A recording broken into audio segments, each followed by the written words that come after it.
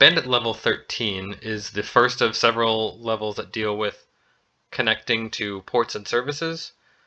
We're going to start by using SSH here.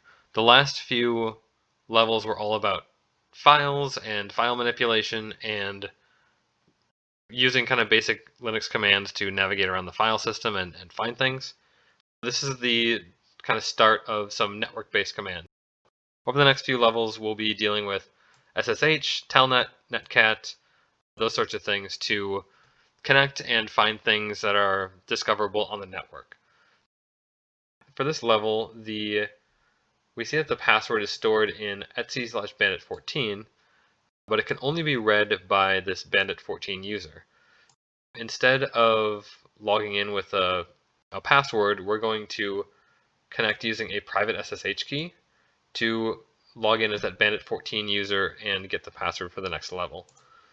Let's take a look at our file here. So we can see that the SSH key.private is here. Let's take a look at what that looks like. We see this begin RSA private key and end RSA private key. Let's just take a look at how to use SSH. Let's look at our man page here. So SSH is the OpenSSH client, and that's a program for logging into remote machines and then running commands on them.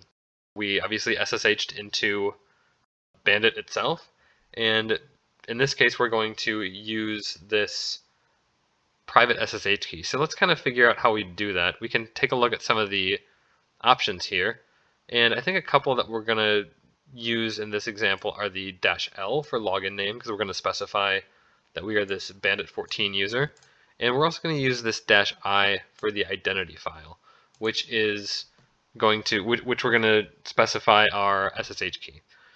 We can scroll down a little bit more through this man page and just to learn a little bit more about this identity file. This is where we're selecting a private key to use with our public key authentication. That key's been provided to us, and let's go out and just kind of use this.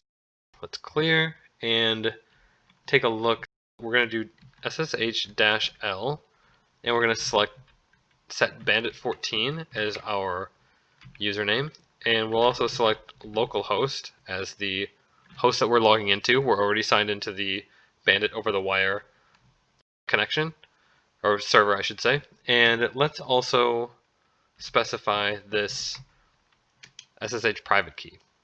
So we're going to hit enter, and we see that the authenticity has not been established. We haven't connected to this host on this. We haven't connected here before, so we're going to just type yes. And we see that we are logged in as bandit14. We can just do a quick who am I just to verify that yes, this user is this bandit14 user. We see that the password is stored out in this -etc or /etc banditpass bandit14. Let's just copy this real quick. And we're going to cat this file, and let's paste this in here. Okay, so there's our password to the next level. We learned how to use SSH using private keys, and for the next Bandit14 challenge, we're going to take a closer look at Telnet and Netcat. So stay tuned for that, and like and subscribe if you enjoyed this video. Thanks a lot.